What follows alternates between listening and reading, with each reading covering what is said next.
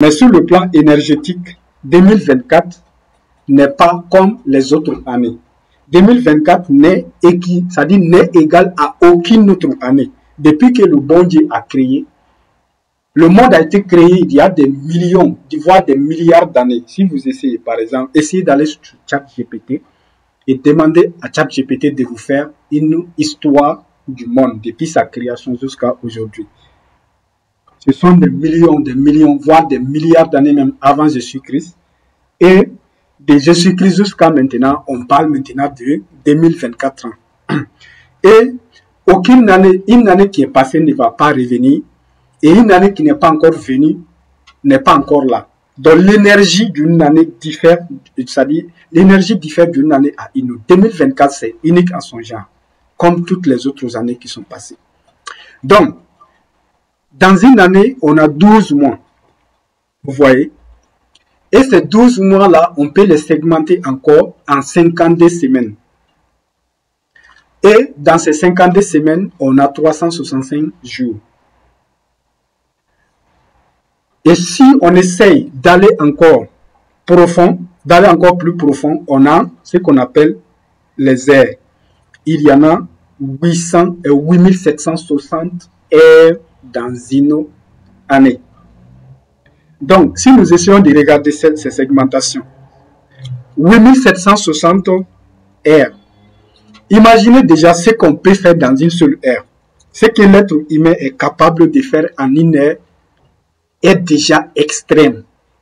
Il y a quelque chose qu'on appelle le deep work, c'est-à-dire le travail profond. Si tu travailles de façon profonde, en une heure, ce que toi-même tu seras capable de réaliser, tu seras étonné de ça.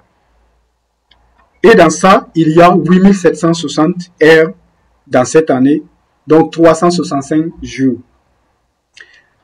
Vous pouvez être étonné de voir ce que vous pouvez faire en une seule année si vous utilisez correctement le temps qui est donné. Ça peut tout changer. Une seule année suffit vraiment pour changer radicalement la vie même d'un être humain.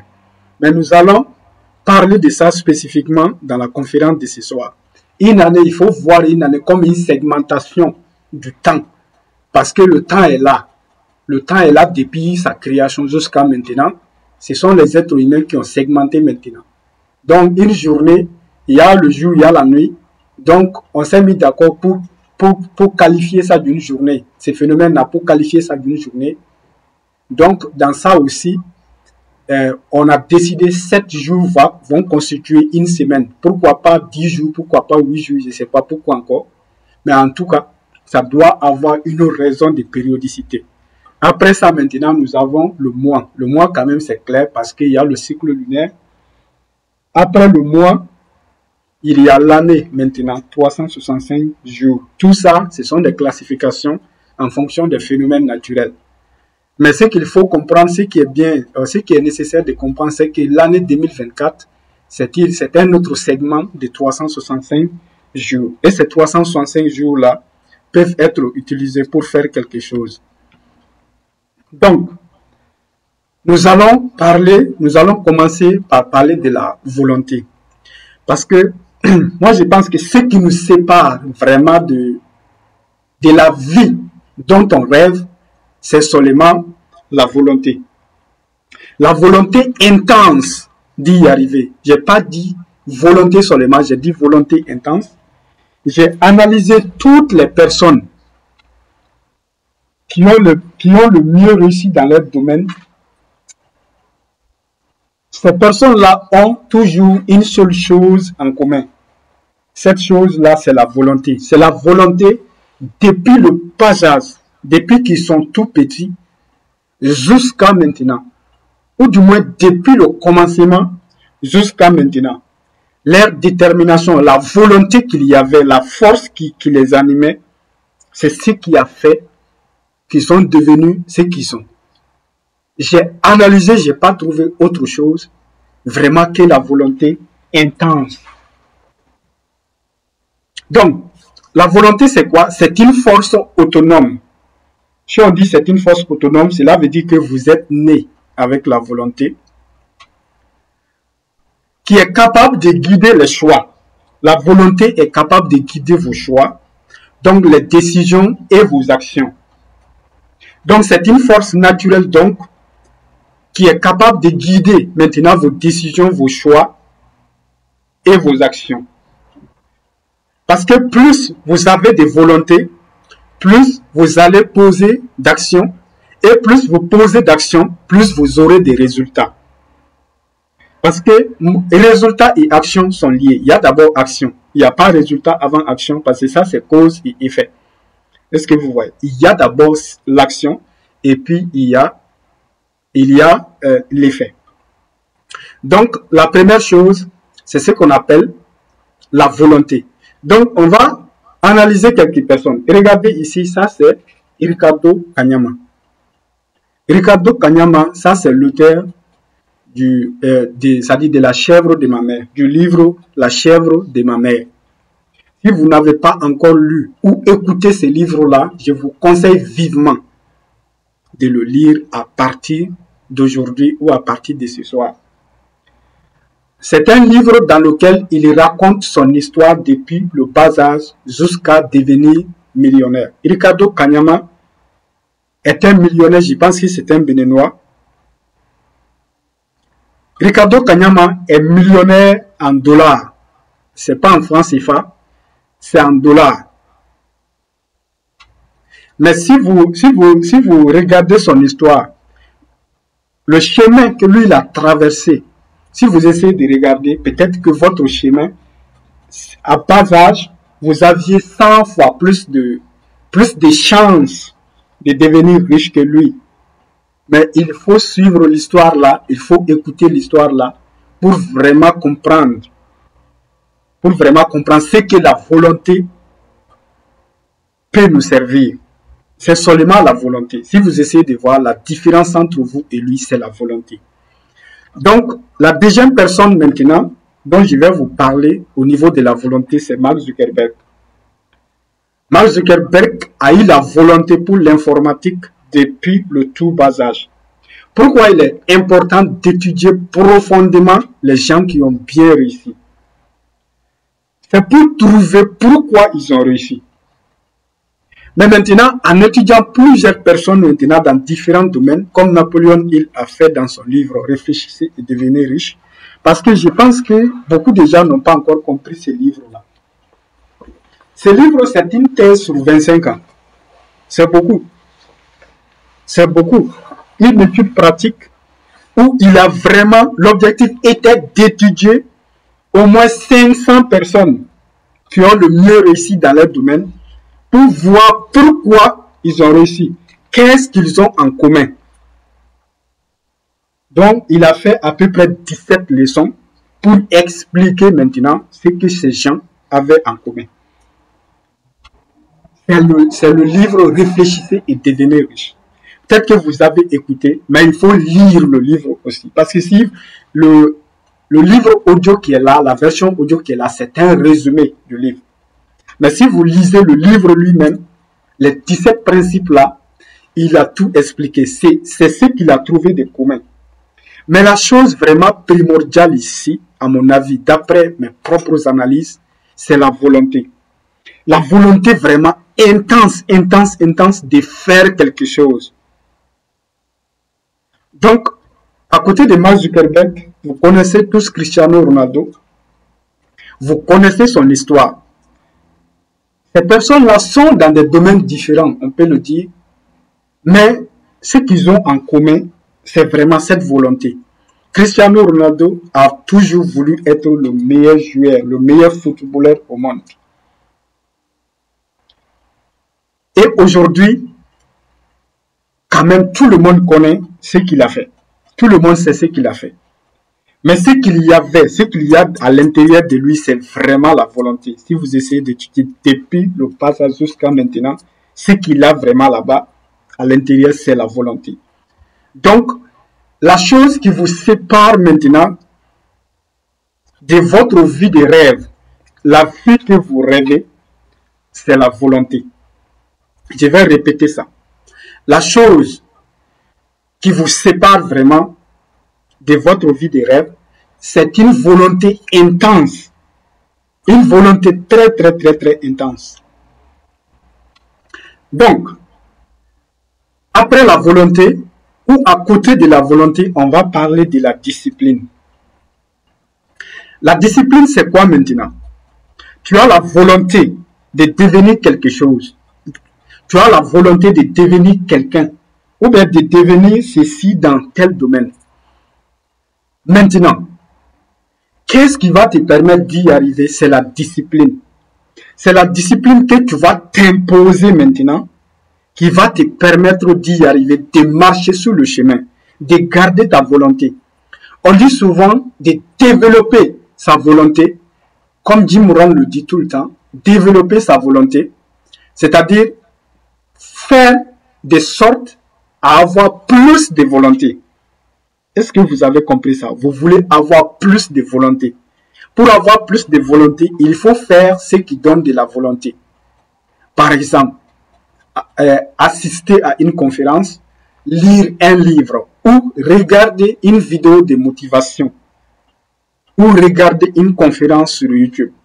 Ça, ce sont des choses qui augmentent la volonté. Mais il y a des choses aussi qui diminuent la volonté. Est-ce que vous voyez? Comme, par exemple, regarder tout le temps des informations, les actualités. Parce que c'est vrai de connaître un peu l'essentiel. Mais, le fait de passer tout son temps, de prendre ça comme si c'était, ça dit le fondamental, comme si c'était vraiment ce qu'il vous faut, tout le temps. Il y a des gens, au réveil, il y a la télé. On commence par les actualités, les informations du jour. Et ça diminue la volonté parce que tout ce que tu vois déjà là, ça décourage même. Il y a aussi des réseaux sociaux comme le TikTok. Si tu n'es pas TikToker, que tu ne gagnes pas d'argent dedans, le fait d'aller là-bas pour regarder tes comédiens préférés, donc tu passes à peu près 1 heure par jour sur ça. Les 1 heure là que tu passes, on va soustraire ça des 365 jours qu'on a parlé tout à l'heure. Ça, c'est pas le seul problème. Le deuxième problème maintenant, c'est l'effet que ça fait sur toi après ça. Parce que, comment on peut mesurer l'impact d'un contenu sur sa vie? L'impact d'un contenu sur toi est mesuré par ce que tu as envie de faire après avoir consommé le contenu. Tu as pris une vidéo, tu as regardé la vidéo. Après avoir regardé la vidéo, tu as envie de faire quoi? Ça, c'est la mesure de l'impact du contenu que tu as consommé sur toi. Il y a des vidéos, si tu regardes la vidéo, dès que tu termines la vidéo, tu as envie de passer à l'action. Tu veux faire quelque chose de ta vie. En plus de consommer du contenu comme ça, de regarder des vidéos comme ça, tu vas finir par faire quelque chose.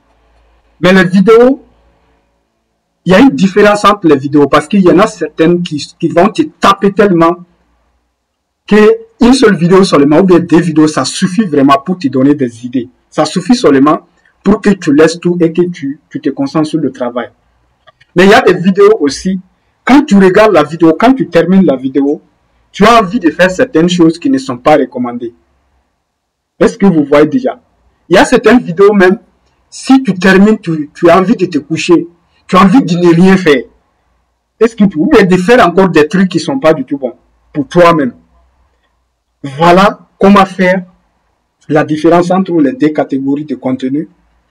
Donc, tu vas trouver 2 catégories de personnes. La première catégorie, ce sont des gens qui ont 90% de bêtises dans la tête et 10% de sérieux dans la tête. Si tu es comme ça, tu ne vas jamais réussir. C'est pas possible. À moins que tu sois un comédien qui fait des bêtises, que les gens te suivent.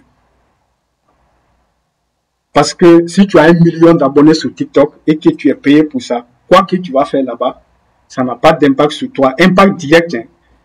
Dans le temps, tu vas payer. Tu vas payer tout ce que tu as fait à tes abonnés. Est-ce que tu vois? Donc, à part ça, il y a aussi d'autres personnes qui ont 90% de sérieux dans la tête et 10% de bêtises dans la tête. Ce sont des gens qui évoluent normalement, ce sont des gens qui évoluent très bien, qui avancent comme il faut. Donc, la discipline, c'est quoi? C'est la capacité à rester concentré sur les actions nécessaires. La capacité à rester concentré sur les actions nécessaires. Parce qu'il y a plusieurs actions. Tu es obligé de poser des actions. Mais quel type d'action? Donc, les actions nécessaires pour atteindre les objectifs fixés. Même lorsque cela peut demander des efforts. Ça, c'est très important. Même si ça peut demander des efforts, de la patience et de la persévérance. La discipline, c'est un élément. Si tu prends Cristiano Ronaldo, par exemple, question de discipline, c'est terminé là-bas. Je vous demande, c'est-à-dire, je vous conseille encore d'aller sur YouTube et faire des recherches sur l'histoire de Cristiano Ronaldo et essayer d'étudier. C'est-à-dire, bon, regardez l'histoire de Bill Gates et regardez l'histoire de Steve Jobs, regardez l'histoire, c'est-à-dire toute personne que vous admirez dans ce monde, cherchez leur histoire. Il n'y a rien de plus motivant, on appelle ça des biographies. Il n'y a rien vraiment de plus motivant que l'histoire d'une personne qui a réussi, ça dit jusqu'à certains niveaux. Cristiano Ronaldo, c'est pas un membre, par exemple, de ton pays, par exemple, ou de mon pays, mais on le connaît tous. Pourquoi? Tout le monde le connaît. C'est à cause du travail qu'il a fourni. C'est à cause de l'effort qu'il a fourni qu'on le connaisse tous aujourd'hui. Est-ce que vous voyez? Donc, une des choses les plus importantes, c'est vraiment la discipline, cette capacité de rester concentré sur ce qui est nécessaire pour votre accomplissement personnel. Et d'être persévérant parce qu'il va y avoir des moments difficiles. Qui que tu sois, tu vas traverser des moments. Il n'y a personne qui va, c'est-à-dire la vie n'est pas une constante comme ça. Vous voyez, non? Il va y avoir des moments difficiles. Donc, tu dois traverser ces moments-là. Est-ce que vous voyez? Ta capacité maintenant, c'est ta discipline qui va te permettre maintenant de traverser ces moments et de rester constant. Ce qui va nous amener au point suivant. Bon, je voulais parler encore de Ricardo Kanyama là-bas en matière de discipline, mais vous ne pouvez pas comprendre cela avant d'avoir lu ou écouté vraiment intégralement son livre audio ou bien son livre La chèvre de ma mère. Quand vous allez finir, vous allez voir la discipline qu'il avait développée. Donc, après la volonté, la discipline, on va parler maintenant de la constance, de rester constant. Je vous assure que des petites actions, même des actions ordinaires, qui sont répétées de façon constante, sur une longue période, ça peut donner des résultats incroyables. Créer une chaîne YouTube sur un sujet donné, un sujet vraiment de tendance. Par exemple, la crypto-monnaie ou bien les actualités politiques. Parce que c'est pas parce que vous ne consommez pas quelque chose que les gens ne consomment pas. Moi, je vais pas, bon, pour le moment quand même, c'est pas dans mes intentions de créer un truc pour les médias, c'est-à-dire pour commenter les actualités parce que je sais que c'est pas bon. C'est pas bon, c'est quelque chose qui n'est pas bon pour moi-même. C'est pas bon pour les autres, ça c'est sûr. Alors je vais pas le faire. Mais si quelqu'un crée une chaîne, il prend les actualités les plus croustillantes, il va faire une vidéo sur ça pendant 30 jours sur une chaîne YouTube, il va voir les résultats qu'il va obtenir. Ou bien le e-commerce, ou bien la crypto-monnaie par exemple. Un sujet d'actualité, vous prenez le sujet, vous faites des vidéos sur le sujet là, pendant 30 jours d'affilée, tous les jours, vous postez une vidéo, vous postez une vidéo, vous postez une vidéo. Vous faites ça pendant pendant un mois, 30 jours. Après ça, vous faites encore. Après ça, vous faites encore. Vous allez voir les résultats qui vont venir. Même si vous avez commencé avec 0 abonnés. Et vous allez continuer à vous performer. À regarder les gros youtubeurs, comment ils font. Quelle police ils choisissent. Comment ils présentent leurs miniatures. Comment ils parlent dans la vidéo. Quelles sont les transitions qu'il utilise dans la vidéo? Qu'est-ce qui fait vraiment que les gens aiment les vidéos de ces personnes-là? Donc, tu vas trouver ces choses-là, tu vas appliquer. Tu vas voir que tu vas pouvoir créer une communauté. Tu vas pouvoir créer vraiment quelque chose. En 3 mois ne va pas finir sans que tu fasses tes premiers 1000 abonnés. Et à partir de 1000 abonnés, tu peux monétiser ta chaîne. Est-ce que vous voyez? Ça, c'est un exemple pour vous expliquer à quel point la constance est importante. Donc, être constant dans ses efforts peut conduire, c'est ce que j'ai écrit ici, peut conduire à des résultats durables. Résultats durables ici surtout, parce que beaucoup de gens commencent bien. Mais pour terminer maintenant, ça c'est autre chose. Des résultats durables et significatifs, car cela permet de surmonter les hauts et les bas inévitables de la vie quotidienne. C'est ça la constance. Quel qu'en soit alpha, tu dois essayer d'avancer. Tu dois essayer d'avancer. C'est comme la musique que j'avais partagée l'autre jour dans le groupe là. Comme moi j'ai dit, dans 5 ans, tu vas ressembler. Tu vas ressembler. Il faut noter ça. Dans 5 ans, tu vas ressembler. Tu vas ressembler aux 5 livres que tu lis le plus. Tu vas ressembler aux 5 personnes que tu côtoies le plus, qui ont le plus d'influence sur toi. Tu vas ressembler aux 5 musiques que tu écoutes au quotidien. Tu vas ressembler à ça. La musique que tu écoutes, ça influence ta vie. Tu ne peux pas être accro à certains types de musique et réussir quand même. Il ne faut pas se blaguer, il ne faut pas se mentir. Le message de Didier Drogba que quelqu'un avait partagé dans le groupe l'autre jour, le message là est tellement important parce qu'il a dit quelque chose là-bas. Il a dit que Bill Gates a entendu parler de lui, mais qu'il ne l'a jamais vu. Il a dit pourquoi? Il a dit parce que Bill Gates n'a pas le temps d'aller le regarder. Ou bien de regarder la télé pour le voir. Lui-même, il a dit ça. Il te dit, Didier Drogba te dit que Bill Gates connaît son nom, mais il ne lui a jamais vu. Et par vue là-bas, il n'a pas fait référence à voir physiquement. Il a fait référence à voir à travers la télé, parce que Didier Drogba dit que Bill Gates n'a pas le temps de regarder la télévision, qu'il passe son temps à se former, à chercher des occasions et des opportunités. Bill Gates n'a jamais fait une thèse de doctorat. Mais depuis qu'il était en licence, il lisait des thèses de doctorat. C'est un grand lecteur. Il lit ce qui doit être lu pour trouver les idées qu'il faut trouver. L'autre jour, j'ai partagé un direct de Yomi Denzel. Yomi Denzel n'est pas n'importe qui. Quand Yomi Denzel dit je note, il n'y a même pas de débat là-dessus, parce que je sais qui il est.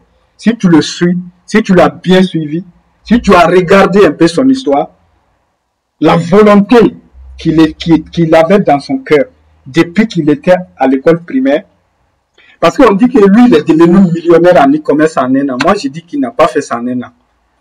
Parce que si tu regardes son histoire, la volonté qui était là depuis le départ, c'est le chemin qui est là. Lui-même, il est allé jusqu'à faire l'armée. À un moment donné, il est entré dans l'armée suisse. Parce qu'il est suisse, quoi. Il vient de la Suisse. Est-ce que vous voyez?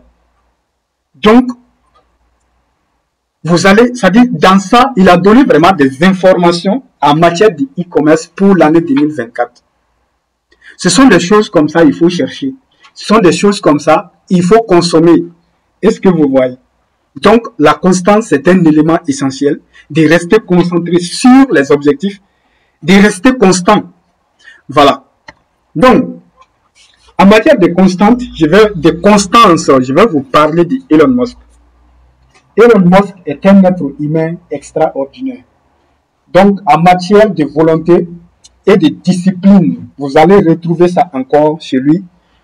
Si vous avez écouté le livre sur la biographie d'Elon Musk, donc l'homme qui a créé SpaceX, c'est-à-dire qui a fait l'exploration même de l'espace. Donc, l'homme qui a créé Tesla, c'est-à-dire là où il fabrique des voitures électriques aussi. Donc, l'homme, c'est-à-dire, vous connaissez les exploits de Elon Musk. C'est lui qui a créé PayPal. Est-ce que vous savez à quel point PayPal a été une invention? C'était une invention extrême, extrême, extrême, extrême. Une monnaie numérique qui a vraiment réussi. Une monnaie numérique, c'est-à-dire qui nous permet de faire un achat avec une adresse email. Mais si vous écoutez son livre audio, c'est-à-dire le livre audio sur son parcours, tu vas voir comment il a fait pour développer ça.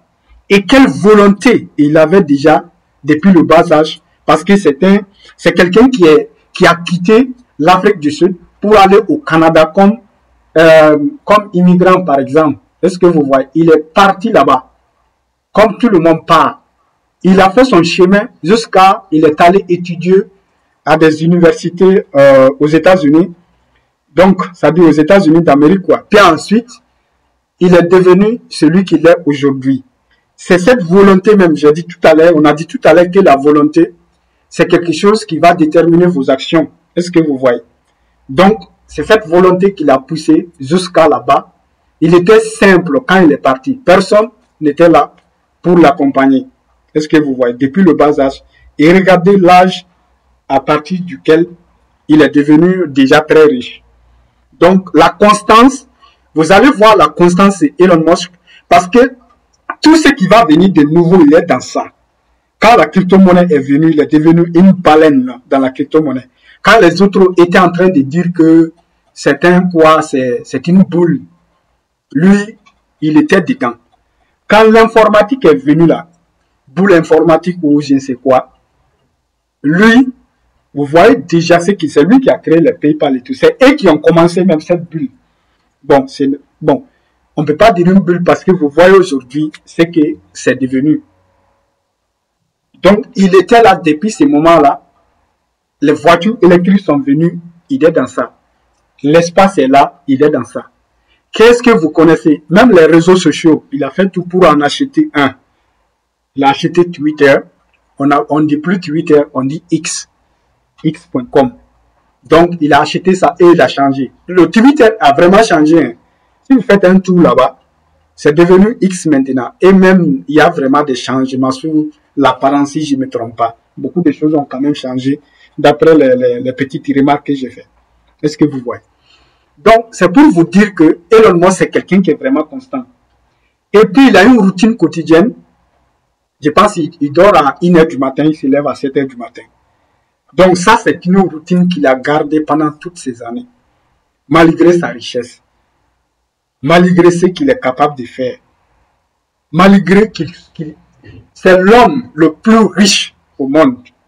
Malgré tout cela, il a gardé cette routine-là, il a gardé sa constance. L'intelligence artificielle, ChatGPT, je ne sais pas encore si les gens se rendent compte de ChatGPT, de ce que c'est que ChatGPT, parce qu'il y a eu vraiment des inventions. Il y a eu des inventions vraiment colossales. Si on prend l'avion, l'avion a été vraiment une des inventions les plus incroyables de l'être humain. Il y a Internet. On a Internet, bon, on a la radio. La radio d'abord, ça dit les communications sans fil et tout ça. Ça, c'est extrême. Ça, c'est déjà extrême. Après ça, on a Internet. Internet est tout simplement incroyable. Donc, sur Internet, on a une autre couche qu'on appelle le web. Le web est une invention. C'est-à-dire, si tu te rends pas compte, tu peux pas le savoir. Mais le web a été vraiment une innovation immense. Tout ce que nous faisons aujourd'hui, c'est basé sur le web. Google, sa source principale, c'est le web parce que c'est lui qui a créé le moteur de recherche, on peut dire le plus utilisé au monde, qui est le Google. Moteur de recherche, là, c'est quoi? C'est là où les gens vont aller taper leurs recherches. Donc, il va se charger, c'est un logiciel, quoi, il va se charger de retrouver cette information parmi toutes les informations qui existent en ligne. Donc, le web, ça a été inventé par un Britannique du nom de Tim Berners-Lee en 1991. Voilà, un truc comme ça. Donc, le web, vraiment, depuis le jour où moi j'ai eu mes premiers contacts avec le web, vraiment, je sais pas, il y a quelque chose qui m'a vraiment dit que je vais faire quelque chose dans ce domaine-là. Ça m'a plu, quoi, parce que le concept, depuis que j'ai lu même comment Tim Berners-Lee, comment il a réfléchi, parce que si on prend Internet, ça c'est l'interconnexion des ordinateurs. Quand on parle d'ordinateur ici, il y a tout ce qui peut être connecté ici. Il y a ton PC, il y a ton téléphone, il y a les montres qui sont connectées, il y a les frigos qui sont connectés. Ça dit c'est l'Internet. Ça dit voilà, c'est une interconnexion des ordinateurs, c'est ça, le réseau des ordinateurs. Maintenant, le web, c'est quoi? C'est le réseau des documents. C'est une interconnexion des documents entre eux.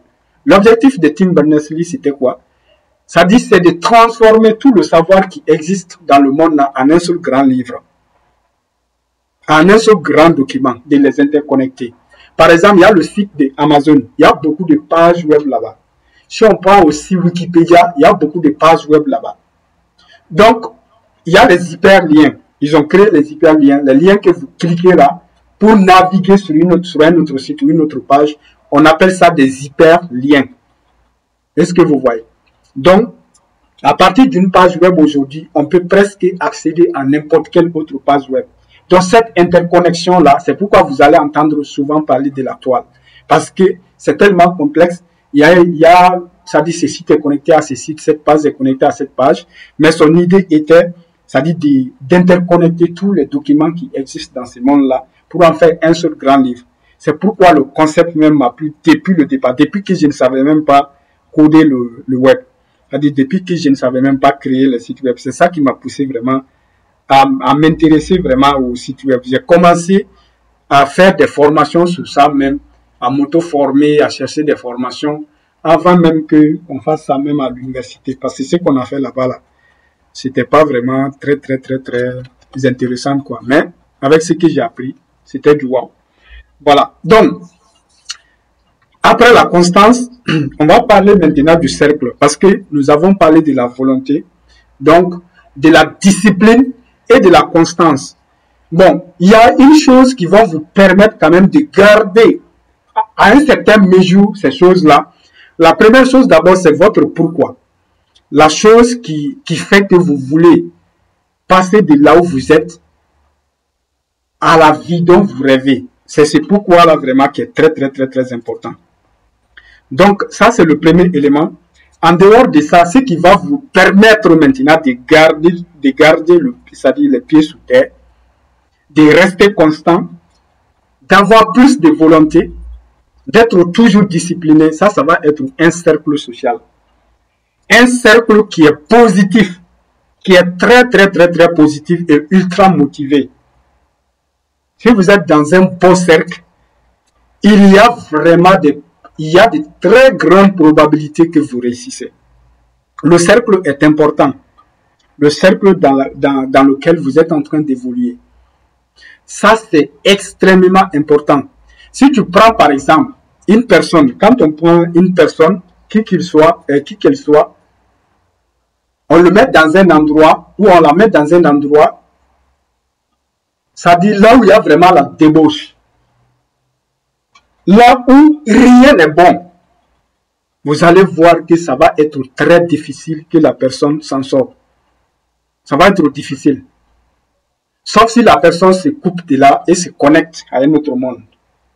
Parce que vous allez souvent voir dans quelque part un quartier où tout le monde est riche. Est-ce que vous voyez? Ou bien un endroit où tout le monde est prospère. Quand vous prenez les États-Unis, si quelqu'un part aux États-Unis et revient, vous allez toujours voir que cette personne va réussir, quoi. Plus généralement, vous n'avez pas remarqué ça. Parce que c'est le cercle social. Si tu travailles avec des gens qui ont quitté le Mali, le Bénin, le Togo, le Burkina Faso, la Côte d'Ivoire, ça dit n'importe quel pays pour aller aux États-Unis,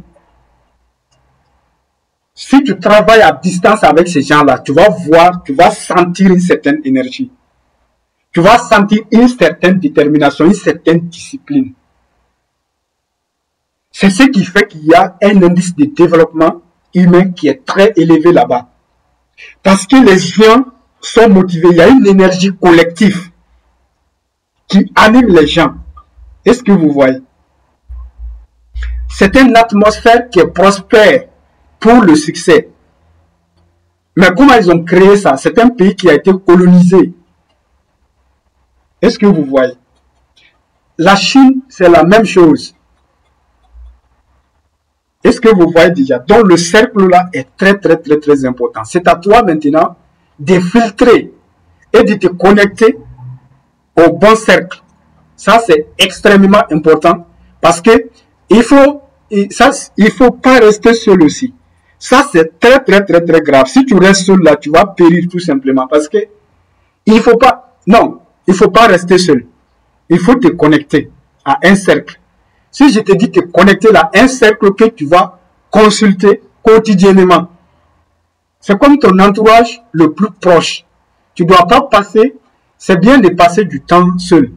Mais, à mon avis, il ne faut pas passer plus de temps seul que tu passes dans un cercle positif.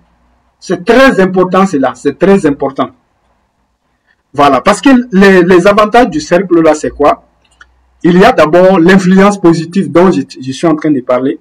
Il y a de l'expérience. L'expérience des autres. L'expérience des autres. Rien n'est plus important que l'expérience des autres. Parce que des erreurs, moi-même j'ai commis des erreurs, vraiment des erreurs extrêmes en entrepreneuriat, parce que j'ai pas reçu de conseils de la part d'une personne expérimentée. Est-ce que vous voyez? Si vous êtes entouré de personnes, si vous êtes dans un cercle social de 1000 personnes, de 2000 personnes ou de 5000 personnes, ou bien de quelques personnes de qualité, si tu veux te lancer dans un projet, il y aura toujours quelqu'un pour te conseiller. Tu sais qui est qui, tu sais qui évolue dans quel domaine. Et puis, il ne faut jamais se lancer dans un projet aussi sans demander l'avis de quelques personnes qui ont réussi dans ce domaine-là. Même si quelqu'un a vraiment tenté dans ce domaine que la personne a échoué, il faut demander ses avis.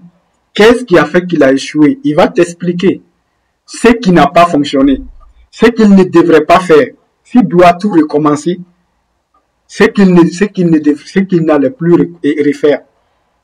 Ce genre d'expérience-là, ça peut te permettre d'épargner, je ne vais pas te dire économiser ici, d'épargner déjà des capitaux vraiment colossaux et également d'épargner de l'énergie et du temps.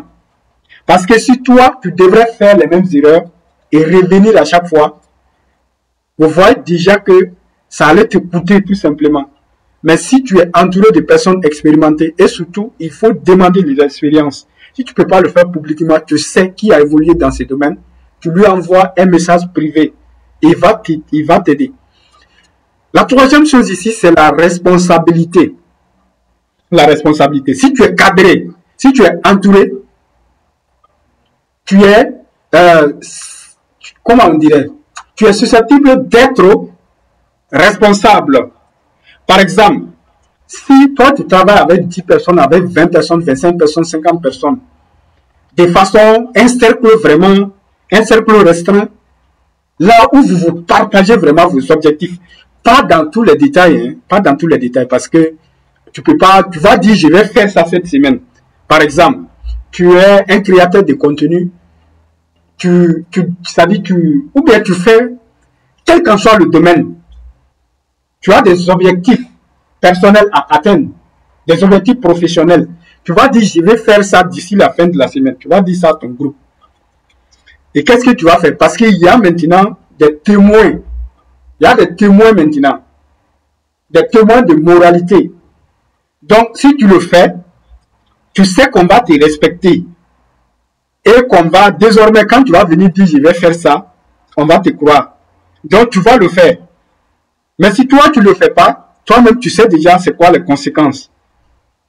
Est-ce que tu vois? Donc, quand tu vas dire aux gens, à ton cercle là, j'ai l'objectif de faire ça, même si c'est pour lire un livre là, j'ai l'objectif de terminer ce livre d'ici la fin de la semaine.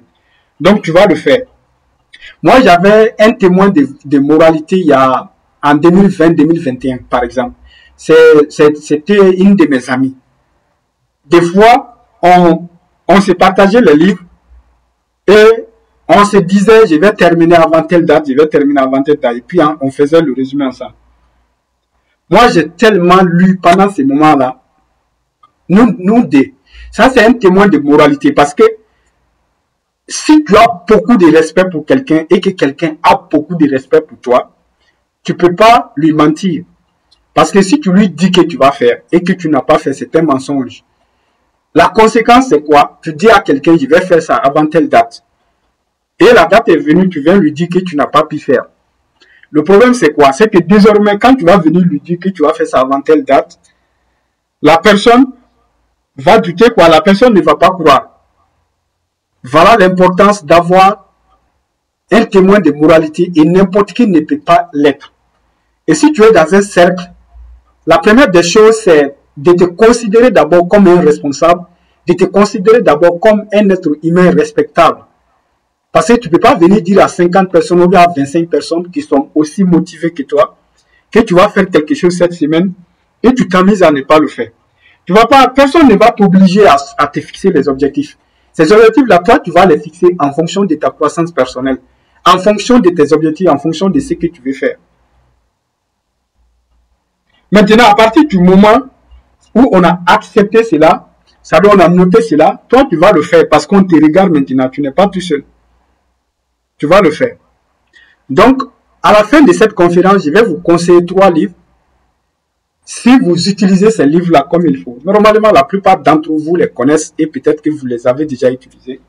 Mais si vous les utilisez comme il faut, vous allez voir le changement que ça va apporter. Donc, en matière de cercle, je vais prendre un exemple sur l'université Harvard. Ce que vous voyez ici, ça c'est l'université Harvard. Vous allez voir que beaucoup de grands entrepreneurs sont sortis ici. Il y a Bill Gates, il y a Mark Zuckerberg et il y a plusieurs autres qui sont sortis de cette université. C'est un cercle. Pourquoi tout le monde veut aller étudier là-bas? Il y a la qualité des études. Il y a aussi le cercle, ce qu'il y a là-bas. Ça, c'est quelque chose de très important. C'est pourquoi vous devez appartenir à une communauté. Donc, faire partie d'une telle communauté, c'est synonyme de succès. Mais cela ne peut pas, une telle communauté ne peut pas exister sans des règles. Est-ce que vous voyez? Parce que même si tu appartiens à une communauté, s'il n'y a pas de règles, toi tu es allé là-bas pour avoir plus de volonté. Mais s'il n'y a pas de règles maintenant, des fois tu fais, des fois tu ne fais pas. Donc c'est pourquoi j'ai dit tout à l'heure, tu dois être dans un cercle où on te regarde. Tout ce que tu dis là, on note. Si tu le fais, on le sait. Si tu ne le fais pas aussi, on le sait. C'est très important. Donc, ce sont des endroits comme ça. C'est bon, pour quelqu'un qui veut vraiment aller aux États-Unis pour faire 5 ans, donc moi, je trouve que c'est une bonne idée. S'il s'en va, il intègre un bon cercle, il fait ce qu'il a à faire vraiment, il doit aller avec des objectifs. Il travaille dur pour faire ça. Moi, je vous jure que c'est un bon chemin, c'est un bon plan. Donc, le deuxième maintenant, c'est Silicon Valley, le deuxième cercle. Silicon Valley, c'est là où la plupart des entreprises folles sont nées. Est-ce que vous voyez? Silicon Valley, là, c'est là vraiment où ça sent le business. Ça sent l'innovation. Ça, c'est un monde que vous voyez comme ça. Ce monde est en avance sur le monde dans lequel nous sommes d'au moins 25 ans. Quand ChatGPT est venu là, cela a frappé. ChatGPT a chicoté. Il ne sait pas si vous vous en rendez compte, parce que le ChatGPT, la plupart des tâches répétitives là, ChatGPT a supprimé. Ça dit, c'était un bouleversement colossal. Parce que le chat, c'est pas seulement ChatGPT, c'est toutes les technologies qui sont basées sur la technologie c'est-à-dire de OpenAI là. Est-ce que vous voyez? De l'entreprise qui a créé ça. Ça, c'était avec Elon Musk encore. Est-ce que vous voyez? Donc, c'est les technologies qu'ils ont mis, parce qu'ils ont permis à tout le monde de pouvoir créer sa propre intelligence artificielle basée sur les technologies. Est-ce que vous voyez? Donc c'est pourquoi tout a été bouleversé. Tout a été radicalement bouleversé. Est-ce que vous voyez? Mais cette technologie, ça fait des années, au moins 25 ans, 30 ans, que cela se prépare. ChatGPT n'est pas une innovation qui a été faite du jour au lendemain. Et ils savaient déjà. C'est pourquoi ils ont attendu 2023 et balancé.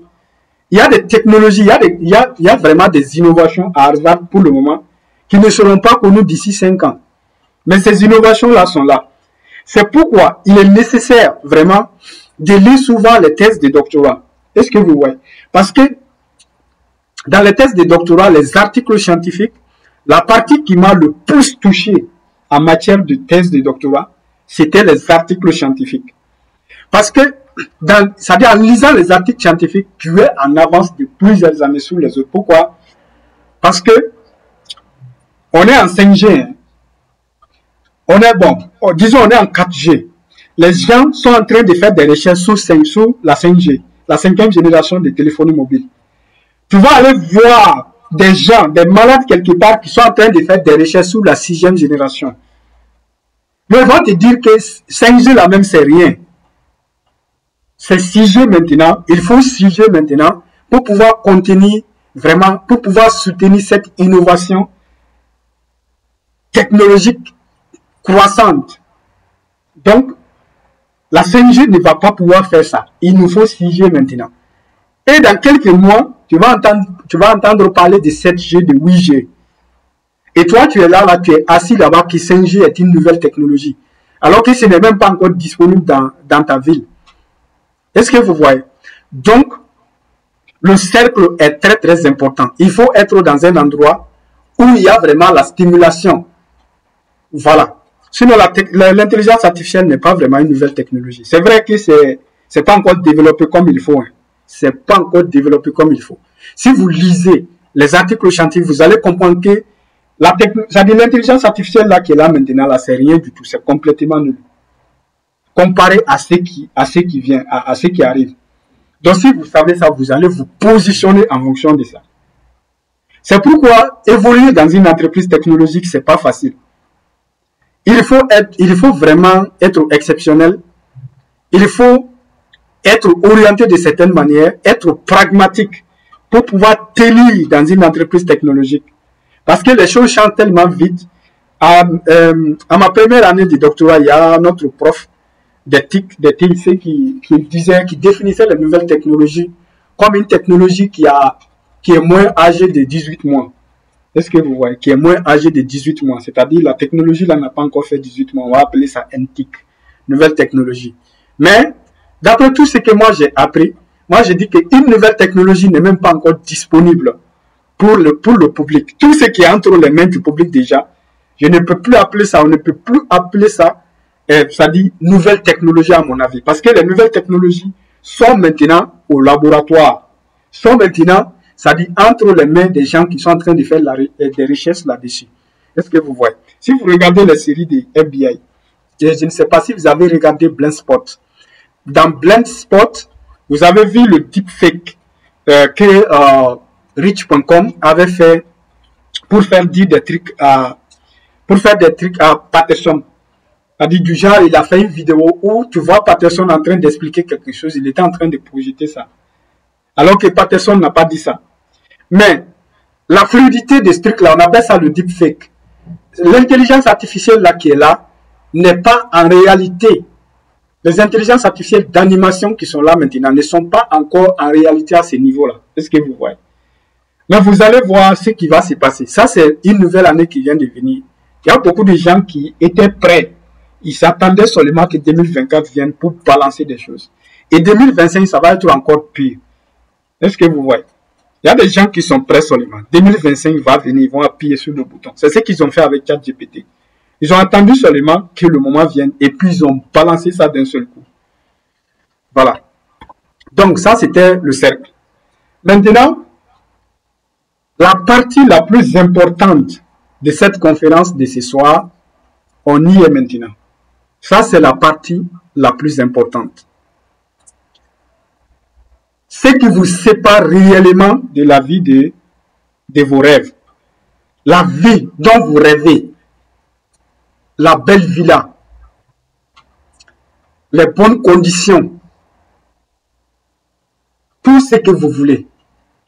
La richesse. Il y a seulement des choses qui vous séparent de cela.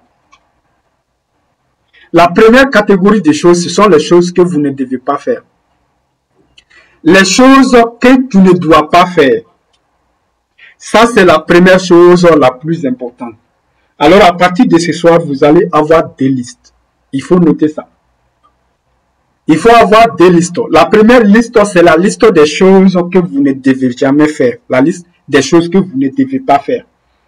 Ça, c'est très, très important parce que dans le développement personnel, il y a cette liste qui est parlée, mais en privé. C'est très rare que tu vas trouver quelqu'un sur YouTube pour te dire ce que je vais te dire là maintenant. Parce que ce sont des concepts très avancés. Et ça, c'est plus important. C'est souvent la liste de ce que tu ne dois pas faire est souvent plus importante que la liste de ce que tu dois faire pour réussir. Donc, vous allez prendre une feuille, vous allez écrire ce que je ne dois pas faire si je tiens vraiment à réussir. Ce que je ne dois pas faire si je tiens vraiment à réussir. Et puis, vous écrivez la première chose que vous ne devez pas faire au quotidien, que vous ne devez pas faire. La deuxième chose que vous ne devez pas faire. La troisième chose que vous ne devez pas faire. La quatrième chose que vous ne devez pas faire, etc. Vous écrivez toutes les choses que vous ne devez pas faire. Et il est important d'écrire en haut de la liste. Si vous devez retenir quelque chose de cette conférence, si vous devez tirer quelque chose de cette conférence, ce sont les deux listes-là. Il faut les remplir dès ce soir.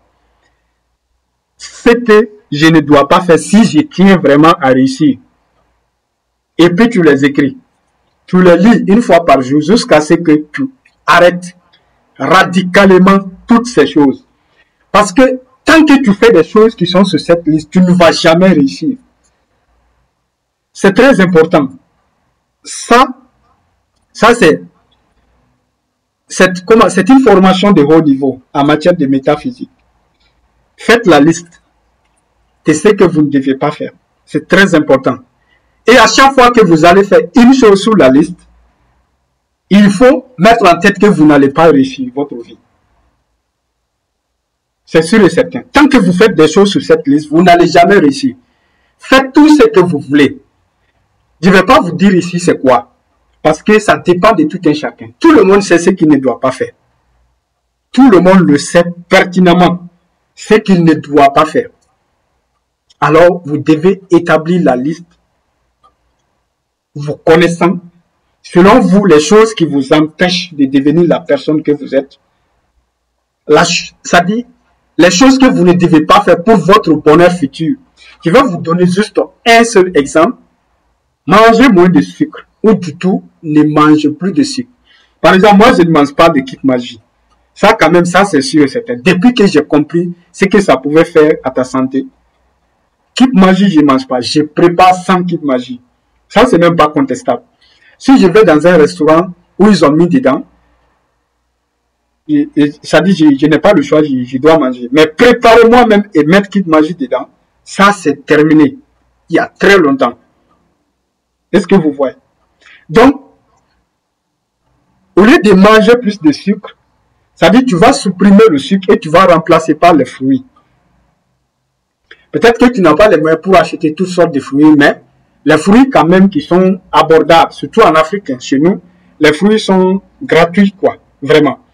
Donc, même si tu peux acheter des bananes ou une orange par jour, là, tu remplaces par ça dit tu enlèves le sucre dans ton alimentation, quoi. Tu vas vraiment voir, parce que le sucre, là, c'est quelque chose qui tue petit à petit. Si vous avez lu ou bien écouté 21 leçons pour le 21e siècle, il a dit là-bas que le sucre tue plus de gens par an que les accidents de circulation. Pourquoi? Parce que le sucre, lui, il tue petit à petit. Ça s'ajoute, ça s'ajoute, ça s'ajoute, ça s'ajoute. Quand tu vas commencer à prendre l'âge maintenant, ça va se manifester, ça va se manifester. Est-ce que vous voyez? Donc, ça, c'est une chose que vous pouvez bannir, par exemple, parce que vous voulez une vie idéale dans un instant. Vous voulez une vie idéale dans au moins dans 1 an, dans 2 ans, dans 3 ans. Vous voulez une vie vraiment idéale. Là, vous avez tout, vous êtes en bonne santé et tout. Donc, vous allez éviter tout ce qui va aller à l'encontre de cet objectif-là. Parce que tout ce qui est sur cette liste-là, ça représente cela.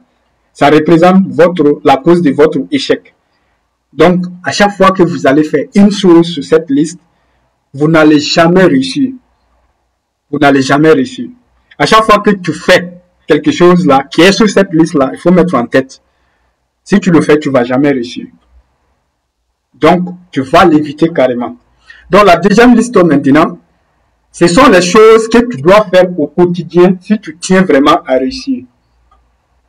Donc, la deuxième liste maintenant, c'est une feuille blanche de A à Z. Tu vas écrire ce que je ne dois pas faire. Bon, ce que je dois faire au quotidien, si mon histoire de je vais réussir n'est pas un mensonge. Écrivez-le comme ça exactement. Ce que je dois faire au quotidien, si mon histoire de je vais réussir n'est pas un mensonge. Parce que si tu dis je vais réussir, je vais réussir, je vais réussir, je vais réussir, tu ne fais pas ce qu'il faut faire. C'est un mensonge. Beaucoup de gens se mentent à eux-mêmes. Voilà pourquoi il n'y aura jamais de résultats. Ces deux listes-là sont primordiales. Si vous respectez la première liste, les choses à ne jamais faire, vous êtes, c'est-à-dire, moi je dirais que vous avez atteint déjà les 50% de votre succès. Maintenant, le reste, ça va dépendre de l'application quotidienne de ce qu'il y a sur la liste de ce que tu dois faire. Parce que si tu ne fais pas ce qui est sur la liste de ce que tu dois faire, tu risques de faire ce qui est sur la liste de ce que tu ne dois pas faire. Il y a le zéro, il y a le plus l'infini, il y a moins l'infini. Si tu fais ce qui est sur l'autre liste là, la liste des choses à ne pas faire, tu t'en vers moins l'infini. Si tu fais quelque chose qui est sous la liste de ce que tu dois faire, tu t'en vers plus l'infini. Est-ce que vous voyez? Donc, ce que vous devez écrire en haut de cette liste, ce que je dois faire au quotidien, il faut ajouter le mot quotidien. Si mon histoire de je vais réussir n'est pas un mensonge, parce que ce qui fait que les années passent, c'est la même chose. Parce que les gens ont dans la tête que les choses vont changer. Mais les choses ne vont pas changer. Hein. Ça, c'est la vérité. Les choses ne vont pas changer. Ça va s'empirer. Pourquoi ça va s'empirer? Parce que tu vas prendre l'âge. Tu ne vas pas devenir enfant. Hein. Personne ne va devenir plus jeune. Personne. Tu vas vieillir. Donc, tes responsabilités vont grandir. Tu vas faire des nouveaux enfants. Donc, tu dois avancer au lieu de reculer. Si tu ne fais rien, tu vas reculer naturellement au lieu d'avancer. Parce que votre prof a dit, il n'y a pas de pause possible. Tu ne peux pas faire une pause. Tu vois, tu ne peux pas faire une pause. Mais ce que les gens ne comprennent pas, en réalité, beaucoup de choses que nous faisons sous la mauvaise liste là, sous la première liste là, on les fait pour être heureux. Mais en réalité, c'est parce qu'on est malheureux qu'on a besoin de faire ça. En faisant les choses, le vrai bonheur se trouve dans la satisfaction personnelle. Le vrai bonheur se trouve sur la deuxième liste. Parce que si vous êtes en train de faire quelque chose qui est sur la deuxième liste, vous êtes content. C'est-à-dire vous savez pertinemment que vous êtes en train d'avancer. Vous êtes en train vraiment de vous approcher, de vous rapprocher de vos objectifs. Voilà pourquoi c'est toujours dur, c'est souvent dur même de faire les choses qui sont sur cette liste-là. Mais ça donne le vrai bonheur. Si tu t'attaques à quelque chose là-bas, tu le fais, et toi-même tu sais que chaque jour tu le fais, ça donne une satisfaction. Les moments vraiment où vous êtes les plus heureux au monde, ce sont les moments où vous faites vraiment ce que vous devez faire.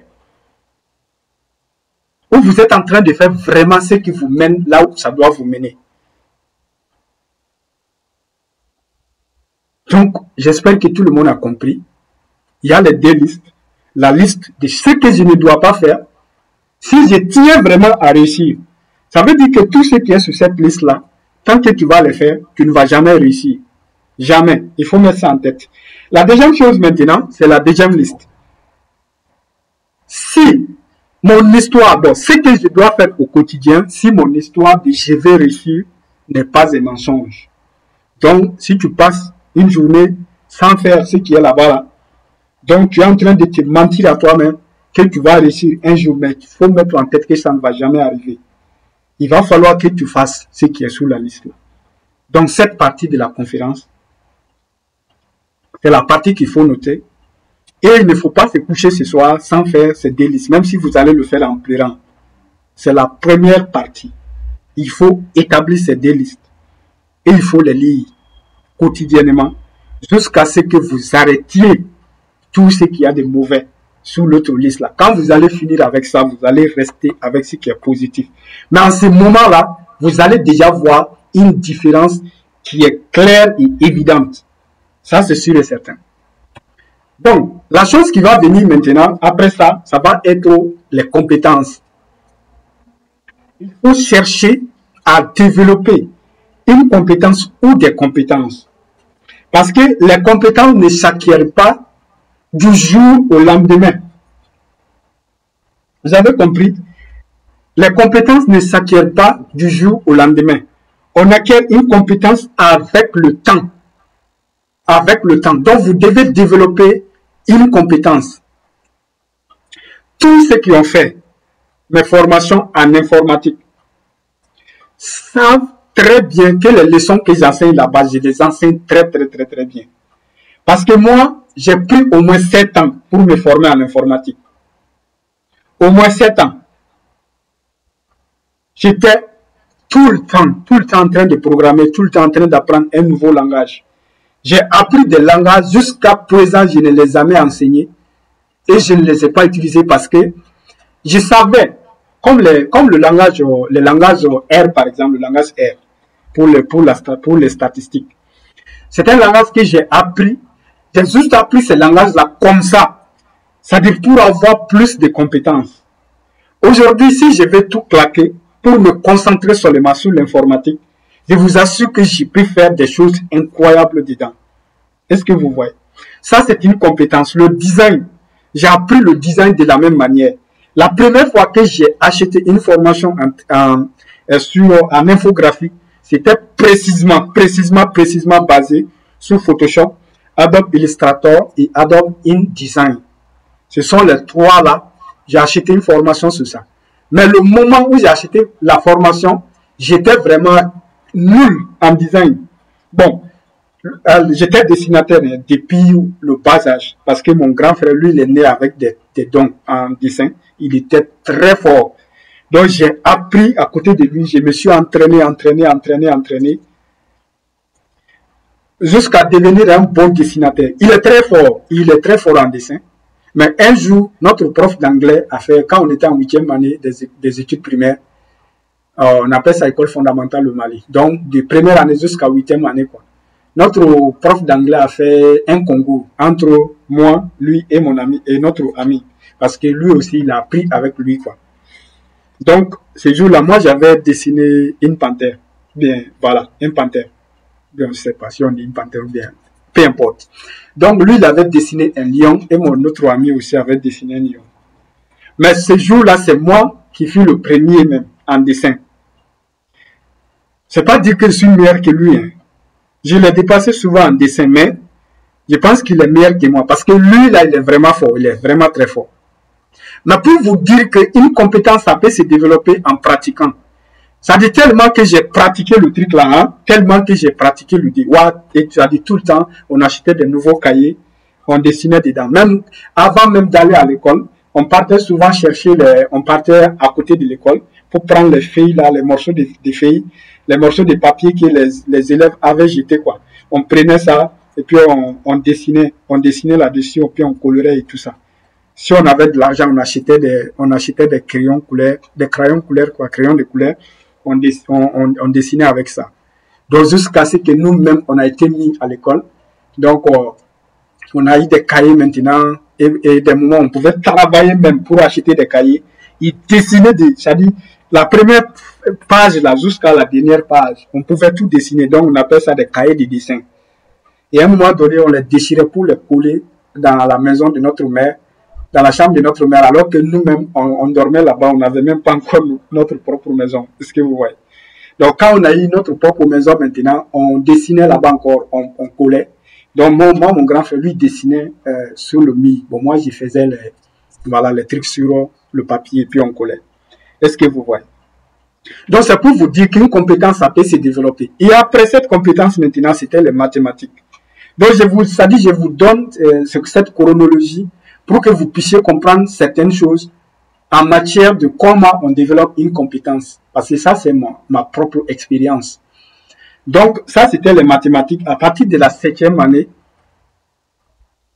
moi, j'ai été le premier en mathématiques. Tout ça, on peut vérifier. Mais je me rendais même pas compte que j'étais toujours le premier en mathématiques. Parce que j'étais pas le premier de la classe en ce moment-là. Il y avait un de mes amis qui, voilà, ce sont mes amis en quelque sorte. Il y a mon grand frère, lui, il était très bon, hein, il était très bon déjà. Notre autre ami aussi, qui s'appelle Amara, lui, il était bon aussi, très très bon. Des fois même, il était le premier. Mais en tout cas, moi, j'étais le premier en mathématiques. C'est un jour, on était au marché, il a dit, bon, il y a quelqu'un qui est venu dire qu'on dirait qu'il y a un garçon dans votre classe qui est très fort en mathématiques. Mon ami a dit qu'il n'y a pas un autre garçon dans notre classe qui était plus fort en mathématiques que moi. C'est ce jour-là que je me suis rendu compte. Ah, donc je suis le meilleur en mathématiques. Je n'avais pas fait attention. À chaque fois qu'il y a des compositions, il n'y a pas quelqu'un quand même qui va me dépasser. Mais je m'en étais pas rendu compte. C'est ce jour-là que je m'en suis rendu compte. Bon, je me suis dit, les mathématiques sont le module le plus difficile. Et si je dépasse tout le monde dans ça, peut-être que je suis plus intelligent que tout le monde. Le raisonnement est propre. Donc, cet été-là même, c'était pendant les congés, il pleuvait même. Donc, je me suis dit, cette année-là, on va voir.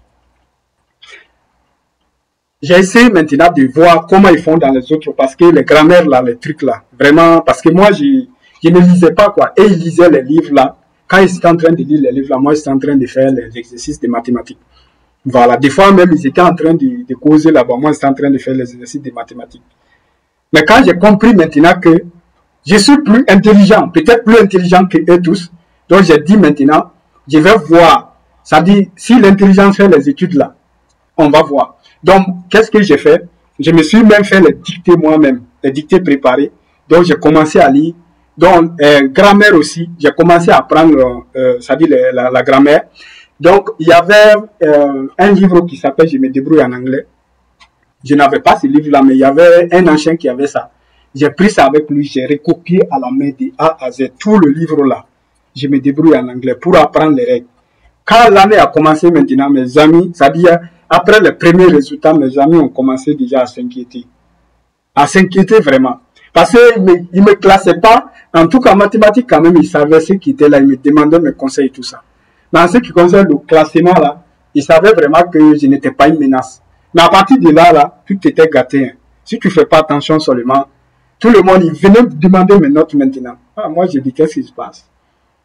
Mais au lycée maintenant, parce que j'ai dépassé plusieurs personnes. Hein. C'était comme ça. Chaque composition, je pouvais monter à moyenne. J'ai dépassé plusieurs personnes. Mais j'ai dépassé mon grand frère aussi, parce que j'ai 16 de moyenne. Je pense qu'il a eu 16 aussi, bien 15. Et le dernier examen de 9e année, là où on a fait le BPC. Mais mon autre ami là, je ne l'ai pas dépassé parce qu'il a été le premier cette fois-ci là encore. Donc on est allé au lycée comme ça. Lui il est allé dans une autre lycée. Donc moi et mon grand frère on est allé dans une autre lycée aussi. On avait choisi chance exacte. Bon ça c'était mon terrain maintenant. Depuis qu'on est allé là-bas, le match était fini. Tout le monde savait. Quel qu'en soit Alpha, le premier de la classe c'était moi. Depuis que j'ai mis le pied au lycée jusqu'à sortir là-bas. Je ne dis pas tout ça pour me vanter. Je dis ça, ça dit pour que vous compreniez comment on développe une compétence. Ça se développe avec le travail, c'est-à-dire avec la conscience de vouloir évoluer dans ces trucs-là. Parce que tout ça, on a parlé du dessin, on a parlé des mathématiques, on a parlé des études en général, mais on n'a pas encore parlé de l'informatique. Pendant tout ce temps-là, on ne savait même pas c'était quoi un ordinateur. On ne pouvait pas manipuler. Moi, j'ai terminé tout le lycée sans toucher l'ordinateur, sans toucher un seul clavier de l'ordinateur. Tout le lycée. C'est maintenant, quand j'ai fini le lycée, j'ai eu une mention bien. On m'a donné une bourse pour sortir, aller étudier à l'étranger. Donc, là-bas, je suis allé à Bamako. Il y a notre comptable actuel, M. Yakuba, qui avait déjà un ordinateur, qui m'a appris un peu les bases du Word.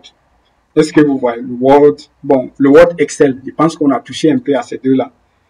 Quand je suis venu en Algérie ici, il n'y avait pas vraiment je n'avais pas d'ordinateur quand je suis venu en première année. Mais la première chose que j'ai acheté un ordinateur chez un avion, c'est un ancien. C'était un ordinateur de bureau. La première bourse là qui est venue là, moi j'ai tout claqué, j'ai tout pris. C'était 100 et quelques, 120, on nous donnait 120 euros. Donc lui, il m'a dit qu'il va vendre ces trucs-là à 100 euros. Donc il va me rester seulement 20 euros pour 3 mois. Les bourses là, c'était chaque 3 mois. Donc j'ai dit, je vais acheter. J'ai acheté l'ordinateur là. Parce que je voyais que j'étais bon dans tous les modules. Dans l'informatique, j'étais bon dans la théorie parce qu'on faisait les algorithmes. Mais quand il s'agit de la pratique, des fois, je voulais dépasser tout le monde. Si je ne pouvais pas faire ça, s'il y a des gens qui sont mieux en TP informatique que moi. Donc j'ai acheté maintenant l'ordinateur là. Donc, l'ordinateur là, maintenant, j'ai commencé à pratiquer. Depuis quand même que j'ai acheté l'ordinateur là, mon ami qui était dans la même chambre que moi, il était très fort aussi. C'est lui qui a été le premier au premier semestre là. Mais depuis que j'ai acheté l'ordinateur là, lui, il a eu peur. Pourquoi? Parce qu'il sait maintenant qu'on est au même point d'égalité en matière de moyens, quoi. Est-ce que vous voyez? Donc, c'était comme ça que moi, j'ai commencé avec l'informatique. Donc, ça dit, j'étais tout le temps en train de travailler là-dessus. J'étais tout le temps en train de chercher à comprendre, à faire à faire la programmation et tout. C'est là que ça a commencé avec l'informatique. Donc, je vais m'arrêter là dans cette histoire-là. Peut-être qu'on va pouvoir raconter ça une autre fois. Sinon, ça va nous prendre beaucoup de temps. Mais, pour vous dire, une compétence, ça se développe pas de deux manières. Ça se développe avec la constance. Est-ce qu'on a parlé de trading ici? On n'a même pas encore parlé.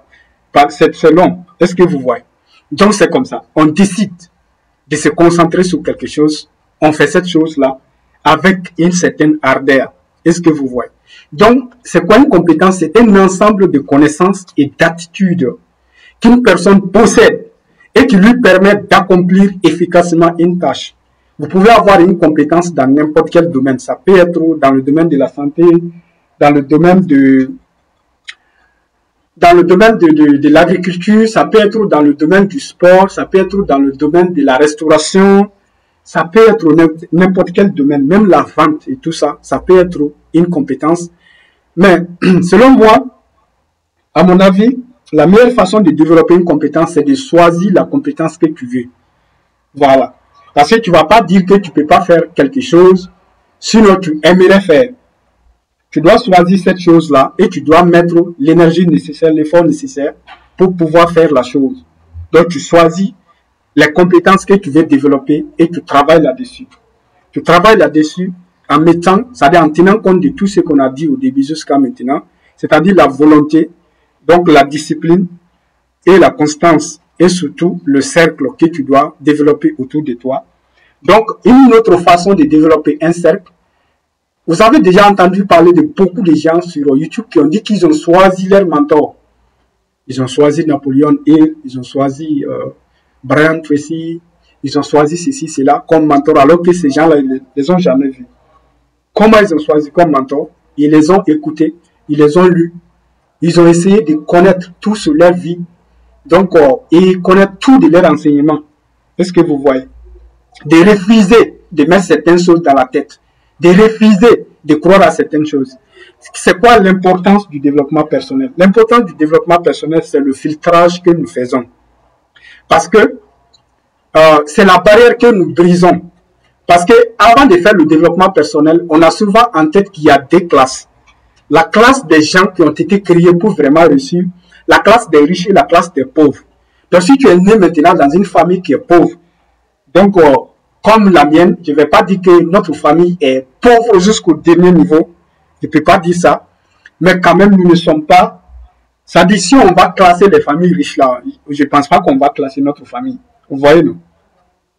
Donc, si vous êtes né dans une famille comme ça, peut-être que vous allez mettre en tête que vous êtes pauvre, que vous êtes condamné à la pauvreté. Mais les gens qui sont nés dans l'autre classe pensent aussi qu'ils sont condamnés à la richesse. Est-ce que vous voyez? Donc, cette croyance-là va déjà les amener vers les bonnes choses. Mais toi qui crois que tu es condamné, tu as ça dans le cœur, c'est resserrement dans le cœur, qui va faire que tu vas stagner, quoi. Qui va t'empêcher même, qui va même créer des barrières psychologiques. Tu vas même voir que même quand tu commences à croître dans ta vie, il va y avoir des niveaux même où tu vas avoir du mal à casser. Parce que c'est dans ta tête. Mais le développement personnel te dit maintenant, le développement personnel vient te dire que tout le monde n'est condamné à la pauvreté. Napoléon, il a dit ça, que tu es venu avec des enveloppes. La première enveloppe là, c'est toutes les mauvaises choses de la vie. La maladie, la pauvreté et tout ça. Et la deuxième enveloppe là, c'est toutes les bonnes choses de la vie. La prospérité, la richesse, la santé. Donc, c'est à toi de choisir l'enveloppe que tu veux. Donc, si tu choisis l'enveloppe que tu veux, tu fais ce qui est dit dans l'enveloppe. Comme les deux listes que j'ai parlé tout à l'heure. La première liste là, qu'il a dit là où la liste là est très mauvaise, contient toutes les mauvaises choses là, c'est ta liste de ce que tu ne dois pas faire. Tant que tu fais des choses là, tu vas te mettre dans cette enveloppe là. Tu fais le choix d'utiliser la première enveloppe là qu'on t'a donnée avec la main gauche. L'autre enveloppe qu'on t'a donnée avec la main droite. Si tu fais au quotidien ce que tu dois faire, de l'autre côté. Parce que ce que les gens n'ont pas compris, c'est que la plupart des... Regardez, allez sur Facebook, hein, allez sur YouTube et prenez les gens, les jeunes que vous suivez qui ont le mieux réussi selon vous. Et regardez à quel âge ils sont arrivés. Ils sont arrivés. Vous avez plus, c'est dans la vingtaine. Plus généralement, c'est dans la vingtaine. Plus généralement, qu'est-ce qui fait ça? Parce que quand on est dans la vingtaine, on a une certaine énergie. On a une certaine énergie, c'est-à-dire on ne se prend pas trop au sérieux, pas dans le sens où on va aller faire des choses qui ne sont pas recommandées, mais on n'a pas cette responsabilité de dire que je ne dois pas faire n'importe quoi. C'est-à-dire quand tu te lances, ta réussite, parce que toi-même dans ta tête, tu n'es pas encore assez adulte pour avoir certaines responsabilités. Donc quand tu réussis dedans, ça te surprend toi-même. Tu es surpris quoi. Tu es surpris de ton succès. Donc, ça te donne encore plus d'énergie. Est-ce que vous voyez? C'est ça la différence entre les jeunes qui sont dans la vingtaine et les jeunes qui ont dépassé la vingtaine. C'est ça. Donc, celui qui a dépassé 27 ans, maintenant, quand la personne commence à avoir le succès, la personne a déjà goûté à quelque chose, quoi. La personne a déjà goûté aux misères, à la pauvreté. Est-ce que vous voyez? Même dans la vingtaine, on peut goûter la misère et la pauvreté. Hein. Mais réussir là-bas, quand même, ça donne certaine énergie. Ça dit, ça donne certaines stimulations. Mais d'un autre côté, à partir de 27 ans quand même, c'est la responsabilité. Hein. C'est la responsabilité. Donc, les choses ne nous surprennent pas trop. C'est pourquoi moi, je dis souvent, il faut développer, il faut garder la mentalité de 20 ans. Il faut toujours mettre en tête que tu as 20 ans. Et réfléchir comme ça. Parce que si tu es en tête que tu as 20 ans, si tu as 20 ans, tu vas faire quoi? Quand on a 20 ans, on fait quoi? Étant responsable, étant bien sûr mature et responsable dans sa tête. Pour quelqu'un qui a 20 ans, il fait quoi? Donc, tu vas garder cette mentalité de 20 ans, là, cette détermination de 20 ans pour exploser tes objectifs. C'est ça. Voilà. Donc, maintenant, après les compétences, maintenant, je vais vous conseiller 3 livres seulement que vous devez étudier dans l'ordre chronologique ici que je vais donner. Donc, le premier livre, parce que des fois, il y a des pensées courantes maintenant qui sont là, des pensées, deux courants de pensées. La première qui dit que le salariat, c'est-à-dire qui est, si tu ne comprends pas, tu vas dire que les développeurs personnels sont contre le salariat. Si tu ne comprends pas les choses. Tu vas dire également, deuxième courant de pensée qui sont contre les études. Si tu ne comprends pas, tu vas dire ça. Même si tu veux les études, tu vas te décourager. D'après tout ce que tu entends partout. Donc, le salariat et les études là, Moi, je vous dis, tout doit évoluer. Parce que c'est le fait que les gens n'évoluent pas que le problème vient. Est-ce que vous voyez? C'est normal. Si tu n'évolues pas et que tout évolue autour de toi, ça va t'engloutir. Ça, c'est normal. Le salariat, si quelqu'un qui est salarié, il a un point de départ très bon. Quelqu'un qui est salarié, il a un très bon point de départ. Mais si lui, il met dans sa tête que c'est un handicap, il va y avoir un problème. Parce que si vous allez lire ce livre-là, L'homme le plus riche de Babylone, c'est un livre qui dit comment devenir riche. C'est un livre qui nous a montré que la richesse était une chance qui pouvait être enseignée. Un roi n'est pas roi pour rien. Un roi est roi à cause de sa sagesse, à cause de ce qu'il est capable de faire envers une société, envers une communauté. Le roi de Babylone, après les guerres, a constaté que il y avait de la pauvreté dans la ville. Il y avait de la pauvreté. Donc la solution c'est quoi? Il a réfléchi. Il a demandé qui est l'homme le plus riche de la ville. On lui a donné le nom qui était Arcade, un certain Arcade. Donc, ce que le roi a eu comme idée maintenant, c'est de voir est-ce qu'un riche peut enseigner sa richesse au reste de ma population.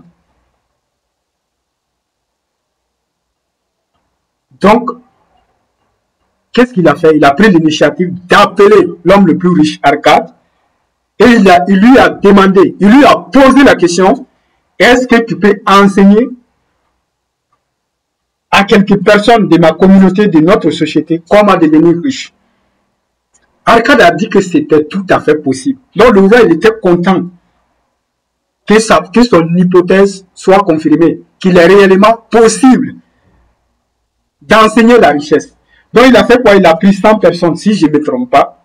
Il a pris 100 personnes de différents secteurs même. D'autres boulangers, d'autres qui étaient des, comment on dirait, des peintres. C'est pas peintres, mais c'est-à-dire les gens qui gravent les trucs là sur, qui écrivent les trucs là sur les tablettes là. Voilà, il y avait des gens, il y avait des bouchers, il y avait des marchands il y avait quand même de différentes catégories de personnes, 100 personnes. Donc lui a dit de leur enseigner la richesse. Et combien de jours il a pris? Il a pris 7 jours pour les enseigner. Et chaque jour, il leur a donné un conseil. Chaque jour, il leur a donné une règle, une leçon sur la richesse. Est-ce que vous voyez? Voilà, il y a quelqu'un qui dit script, celui qui écrit les trucs là sur les tablettes. C'est ça, merci, c'est ça, le script. Voilà. Donc, chaque jour, il leur a donné une leçon jusqu'à 7e jour où il a donné la 7e leçon. Et ces gens-là ont utilisé ça pour devenir riches.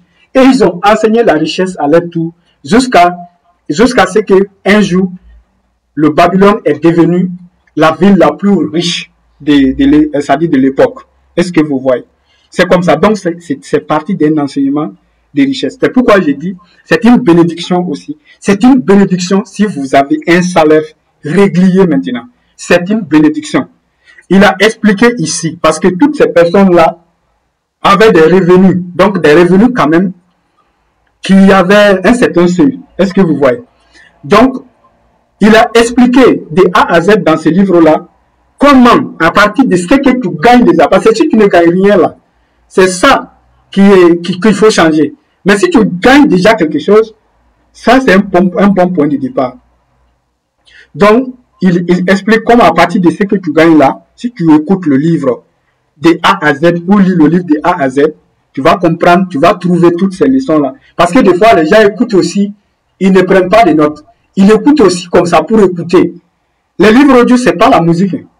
Tu écoutes vraiment pour tirer des trucs à appliquer. Parce que ton temps est limité. Comme Drogba a dit à propos de Bill Gates, il est en train de chercher des occasions, des opportunités. Il est en train de se former. C'est pourquoi il n'a pas le temps de regarder la télévision pour regarder un seul match de Ligue Champion. Sinon, quelqu'un qui n'a pas vu Drogba là, qui a l'âge de Bill Gates là, lui doit détester la télé. Hein. Il doit être très loin de la télé. Sinon, on a tous regardé plein de matchs de Didier Drogba. Est-ce que vous voyez? Même si on ne le supporte pas. Moi, je supportais Samuel et tout, ça c'est clair. Mais, on l'a vu quand même. Voilà. Donc, voilà. Le premier livre, c'est ça. Il y a la chèvre de ma mère. À côté de ça, il y a la chèvre de ma mère. La chèvre de ma mère. La chèvre de ma mère, c'est Ricardo Kanyama, dont je vous ai parlé tout à l'heure au niveau de la volonté. Il va vous donner, ça dit des secrets aussi. Parce que les livres là, ce sont des secrets. Hein. Ce sont vraiment des secrets. Comment faire? C'est ce que vous voyez. Il va vous donner même des idées. Il explique comment lui et sa femme ont fait. Depuis qu'il était jeune d'abord, qu'il n'avait rien, comment il a fait. Quand il a rencontré sa femme, comment il a fait. Comment ils ont vécu dans la pauvreté pour arriver là où ils sont. Voilà pourquoi votre femme aussi doit lire ça. La chèvre de ma mère. Comment ils ont fait pour s'en sortir. Même si vous avez des enfants, ils doivent le lire. Comment ils ont fait pour s'en sortir et devenir millionnaires en dollars. Donc il a expliqué ça dans ça. Donc le premier livre va vous mettre vraiment sur le chemin, va vous donner des règles, les règles de 10% et tout ça.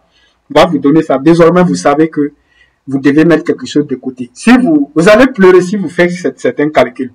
Si vous travaillez déjà il y a plus de 10 ans, ou bien plus de 5 ans, vous allez vous asseoir, vous allez vous poser la question, si j'avais mis de côté 10% chaque mois, depuis que j'ai commencé à travailler jusqu'à aujourd'hui, j'aurais combien?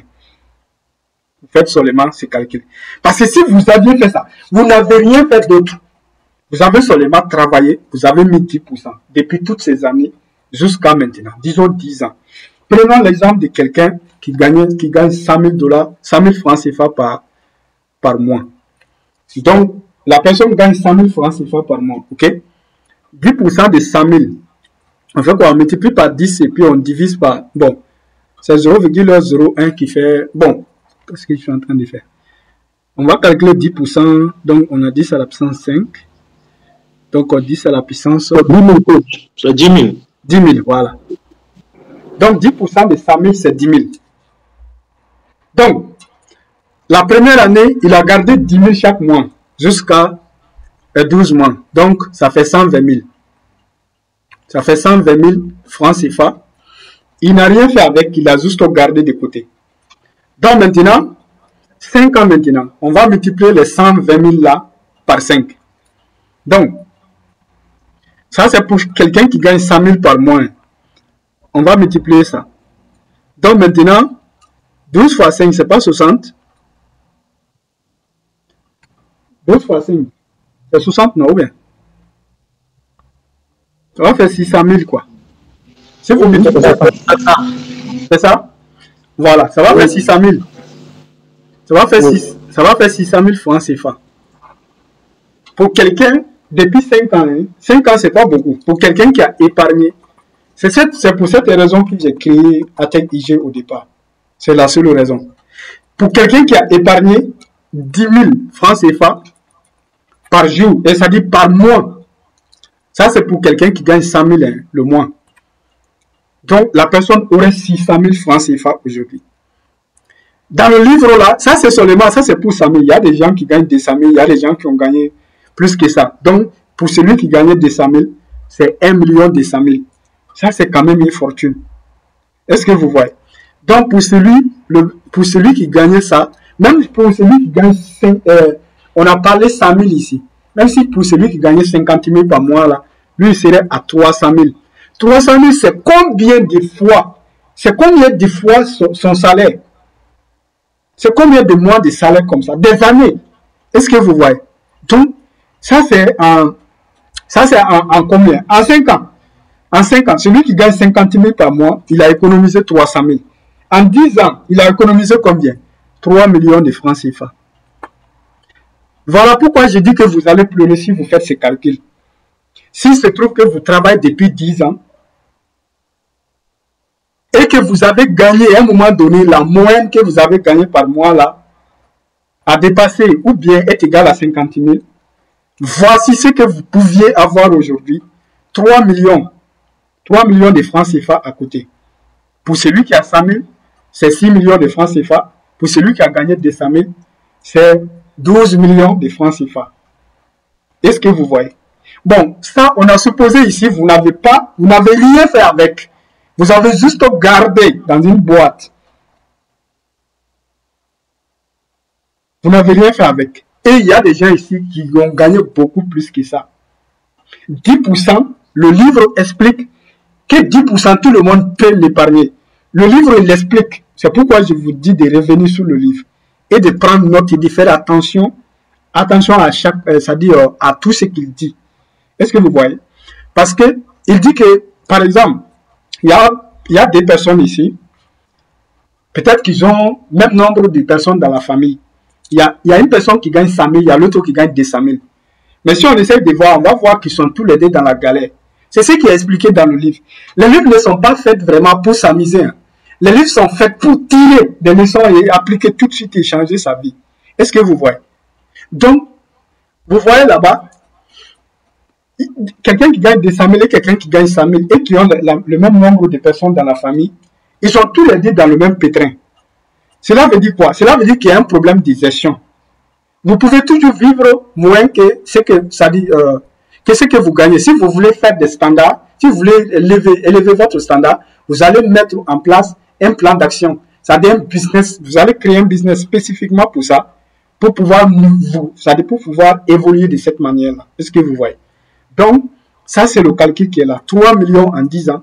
Ça, c'est en gardant seulement, si vous gardez de côté 10% de votre salaire de 50 000 francs CFA. Ça, c'est vraiment le plus bas. Voilà. Donc, ça, c'est l'homme le plus riche de Babylone. La chèvre de ma mère, là, va vous expliquer en détail l'importance de ce que vous épargnez. Parce que des fois, on est pressé. On n'essaie pas de calculer sous la durée. Par exemple, tout le monde a déjà dépassé 10 ans ici. Si tu avais les 10 dernières années, là, tu avais pris conscience et fait l'effort. Tu serais à un autre niveau. Et ici, il y a un film qui est sorti qui s'appelle 1 trillion de dollars. 1 trillion de dollars. C'est-à-dire c'est 10 000 dollars que quelqu'un a investi, c'est-à-dire a fait travailler pendant 500 ans. Et aujourd'hui, c'est devenu 1 trillion. C'est-à-dire 1 milliard de dollars. Donc, c'est un film, mais ce que ça m'a fait prendre conscience quand même, c'est que cet argent-là, les 300 000 là qu'on a parlé, les 3 millions là qu'on a parlé, ou bien même si c'est 5 ans, les 300 000 qu'on a parlé, si la personne avait travaillé son argent de façon intelligente, même en cherchant un pourcentage de 2% par an, ou bien de 5% toute l'année, en faisant des petits business avec son argent, vous allez déjà voir que la différence serait colossale aujourd'hui parce que c'est de l'argent qui s'augmente. Mais il faut absolument que vous prêtiez attention aux conseils qui sont donnés dans l'homme le plus riche de Babylone, donc, et la chèvre de ma mère, aux conseils qui sont donnés dans la chèvre de ma mère. Donc maintenant, développez votre entreprise de marketing de réseau maintenant de Jim Rohn. Parce que pourquoi ce livre j'ai suggéré ça? Parce que votre objectif, c'est quoi? Votre objectif, c'est de développer une fortune pour pouvoir un jour quitter l'emploi. Parce que tu ne peux pas blâmer ton emploi si le salaire même ne te suffit pas. Tu vois, non? Ça ne va jamais te suffire le salaire là, ça ne va jamais te suffire. Même si on t'augmente là, de 100%, tu auras toujours le même problème tant que tu ne vas pas appliquer les règles qui sont données ici. Donc, développez votre entreprise de marketing de réseau. Ça lui, il explique comment tu vas développer ton business maintenant à côté de ton emploi. Donc, il y a Yomi Denzel dans une de ses vidéos et sa conférence de l'autre jour qui avait parlé de 2 heures. Ça, c'est moderne. De 2 heures de temps. Je pense que Jim Rohn, dans ce livre-là, Développer votre entreprise de marketing de réseau, il a parlé le nombre d'heures par jour que vous devez appliquer. Je pense que c'est dans l'ordre de 2 heures. Mais vous allez écouter, vous allez entendre ce qu'il a dit. Vous allez noter. 2 heures par jour, hein, pour développer, c'est-à-dire pour développer un business à côté, qui dans 1 an, 2 ans, va dépasser votre salaire actuel. C'est extrême. C'est juste extrême. Et dans cette conférence, Yomi Denzel a dit également que il a fait une estimation de ce que e-commerce va apporter dans le monde entier cette année. Le budget total, c'est énorme, c'est colossal. C'est colossal. Est-ce que vous voyez? Ça dit tous les business là. Tous les business dans lesquels les gens percent là, comme le e-commerce, le trading et autres choses, ce sont des business qui fonctionnent. Mais seulement, il faut faire ce qu'il faut, ce que tu dois faire. Il faut faire ce que tu dois faire et éviter à tous les prix ce que tu ne dois pas faire. Parce que des fois, quand tu fais ce que tu ne dois pas faire, cela va impacter négativement l'effort que tu fournis positivement. Est-ce que vous voyez? Parce que si on ajoute le moins, on fait quelque chose de positif, on ajoute le moins, vous allez toujours voir qu'il y a une diminution sur la somme. Voilà pourquoi il y a des choses à éviter carrément et il y a des choses à faire. Vous pouvez voir des gens très actifs qui font des choses ici, mais qui font des choses là-bas. Donc, la somme, ça va se faire quoi? Ça va s'annuler. Est-ce que vous voyez? Ou bien ça va diminuer l'autre là. Ça va diminuer l'autre. Est-ce que vous voyez? Donc, votre objectif, c'est d'éliminer tout ce qui est sur l'autre liste et d'amplifier tout ce qui est sur l'autre liste. Donc, lui, il va vous expliquer, développer votre entreprise de marketing de réseau. Il va vous expliquer de A à Z comment, à côté de votre travail actuel là, vous allez pouvoir développer en travaillant seulement 2 heures par jour. Qu'est-ce que Yomi Denzel dit? Il dit soit vous allez prendre ces 2 heures là le matin avant d'aller au travail, soit vous allez les prendre le soir quand vous revenez du travail. Est-ce que vous voyez? Donc lui, il a conseillé de le prendre dans la matinée. Est-ce que vous voyez? Mais s'il n'y a aucun moyen que vous puissiez faire cela, vous pouvez prendre dans la nuit. Mais vous devez les prendre. Et on a parlé ce soir de la discipline, de la constance. Est-ce que vous voyez? Donc, même des jours où tu n'as aucune envie, tu vas pouvoir le faire. Yomi Denzel a dit quelque chose. Moi, je vous parle beaucoup ici de Yomi Denzel. Faisant attention. Parce que j'ai détecté la volonté chez lui. J'ai détecté la cause de son succès, qui est la volonté. Parce que moi, je n'ai jamais, à partir d'un certain moment, comme je vous ai expliqué une partie de mon histoire, moi, j'ai fini de croire que quelqu'un pouvait être plus intelligent que moi. Je ne vais pas dire que je suis intelligent que qui que ce soit, mais que quelqu'un pouvait être plus intelligent que moi. La preuve est que tout ce que j'ai rencontré dans une classe là, depuis le lycée jusqu'à terminer l'université, tu ne peux pas te lever la main que je t'ai jamais dépassé. Même si tu m'as dépassé la première fois, je vais te dépasser. C'était un challenge pour moi. Parce que c'est pour me prouver tout simplement qu'en réalité là, c'est quand on met dans la tête que quelqu'un est plus intelligent que nous, que c'est le cas. Tu vois, non? Si je regarde les Yomi Denzel et tous ceux qui ont fait là, moi je regarde mais je dis, mais je suis plus intelligent que ces gens-là, mais c'est quoi le problème? Tu dois trouver ce qu'il y a. C'est pas que tu es intelligent que lui, mais ça doit être ta mentalité. Ça doit être ta mentalité. Mais si tu essaies de voir dans le fond, qu'est-ce que tu vas voir d'extrêmement intelligent ces jeux-là que toi, tu ne peux pas faire? Il faut chercher à trouver quelque chose. Tout va revenir à la volonté, à cette détermination, le feu ardent. À un moment donné, même, il a dit qu'un jour, il a pris, tellement qu'il avait le feu, ok? Il a pris la carte de crédit de sa mère. Il est allé acheter une formation à 1 000 $ sur le e-commerce. Ça, c'était une grosse somme pour sa mère pendant ce moment-là. Tu vois, non? Ça, c'est lui son parcours. C'est pourquoi ce qu'il dit est important. Lui, il a dit quoi? Tu vas faire ça. Tu vas prendre ces 2 heures-là par jour. Il faut trouver, dès ce soir, ce que vous allez faire. Il faut le trouver. À partir du moment où vous avez ça maintenant, vous allez, c'est-à-dire vous allez vous consacrer les 2 heures par jour là. Il a dit, tu vas faire 3 mois, peut-être tu n'as pas de résultats, d'accord, il n'y a pas de problème. Fais ça 6 mois, tu n'as pas de résultats, il n'y a pas de problème. Fais ça 1 an, tu n'as pas de résultats, il n'y a pas de problème. Mais tu ne peux pas faire 2 ans sans avoir des résultats, c'est ça il a dit. Sauf si tu ne le fais pas. Mais tu prends 2 heures par jour, tu consacres à quelque chose, tu fais comme il faut faire. Il a parlé aussi de la formation dans cette conférence. C'est pourquoi j'ai partagé le lien de cette conférence-là. Moi, je ne partage pas n'importe quoi. Même si moi, j'enseigne, même si je partage des trucs dans lesquels les gens sont en train de danser, il faut y faire attention. Parce que moi, je sais, tout ce que tu partages là, soit ça va augmenter ton dharma, soit ça va te donner des karmas. Si tu partages n'importe quoi là et que ça joue sur quelqu'un, tu vas récolter. Mais tout ce que tu dois publier là, tu dois calculer d'abord. La règle des 3. Si moi, ça me fait ça, ça va faire quoi aux gens qui me suivent? C'est ça. Est-ce que vous voyez? Donc, il faut prendre ça à la lettre. Il a dit ça.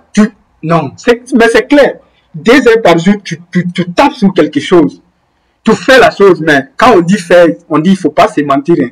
Tu ne vas pas venir t'asseoir, c'est-à-dire tricoter. On dit que Deep Work, il y a un livre là qui s'appelle Deep Work. Je vais mettre le livre là dans la bibliothèque. Deep Work là, ça dit, qu'est-ce qu'il a dit dans ce livre? Il a dit tout simplement que ça dit, tu peux faire en 2 heures ce que la plupart des gens font en 8 heures. Est-ce que vous voyez? Parce que si tu te concentres, si tu n'as pas besoin de ton téléphone, bon, en tout cas, toutes les applications qui risquent de te distraire là, tu vas les bloquer, quoi. C'est-à-dire, tu vas les mettre, soit tu vas désactiver les notifications, soit tu vas te déconnecter de ces applications-là. Faites attention aussi, hein, parce qu'il y a beaucoup de gens qui ne maîtrisent pas, qui n'ont pas mémorisé les mots de passe des réseaux sociaux. Si vous vous déconnectez, vous ne pourrez plus vous connecter, c'est pas bon. Mais trouvez un moyen quand même que ça ne vous distrait pas. Est-ce que vous voyez? Donc, vous travaillez de façon concentrée sur ça. Yomi a dit aussi qu'il faut continuer à se former. Pendant ce temps-là, les 2 heures là, si tu peux prendre 1 heure pour te former dedans et 1 heure pour appliquer à ton travail. Parce qu'il y a un business qui est bon pour certains, il y a un business qui va marcher pour certaines personnes, mais ça ne dit rien à d'autres personnes. Vous devez choisir le business que vous voulez. Il y a Ibrahim Kamara, il faut suivre Ibrahim Kamara aussi. C'est un enfant, c'est un petit garçon, mais donc je ne vais pas dire un petit garçon, parce que c'est un grand homme. Mais Ibrahim Kamara, malgré son jeune âge, a des conseils vraiment. Moi, j'écoute vraiment beaucoup Ibrahim Kamara aussi, parce qu'il a vraiment il est pertinent, quoi. Il est pertinent vraiment. Donc lui aussi, il va vous donner des conseils. Lui, il dit quoi? Il dit que les business en ligne sont quoi? C'est l'opportunité du siècle, quoi. Comment on dirait? C'est ta porte de sortie, mais tu dois choisir le business qui te convient le mieux. Voilà. Donc, ici, comme vous le savez déjà, bon, je vais montrer d'abord ici Atec Audio. Atec Audio, ça, c'est une bibliothèque. Cette bibliothèque a été vraiment créée pour accélérer le développement personnel. C'est une bibliothèque personnelle d'abord que j'ai créée pour moi-même. Puis j'ai utilisé pendant très très longtemps. C'est-à-dire, vu le changement que ça a fait sur moi et les gens qui l'ont utilisé, quelques amis à côté de moi, donc j'ai décidé maintenant d'en faire quelque chose de public. Donc les 3 livres dont je vous ai parlé, L'homme le plus riche de Babylone, donc la chef de ma mère de Ricardo Kanyama, et maintenant, comment on dirait, le 3e livre là, c'est Développer votre entreprise de marketing des réseaux de Jim Rohn. Ça n'a pas vraiment beaucoup de choses à voir avec marketing des réseaux, mais il explique vraiment comment sortir c'est-à-dire comment à partir de ton boulot actuel, tu peux, tous ces 3 livres-là sont à peu près autour de cela. Ok?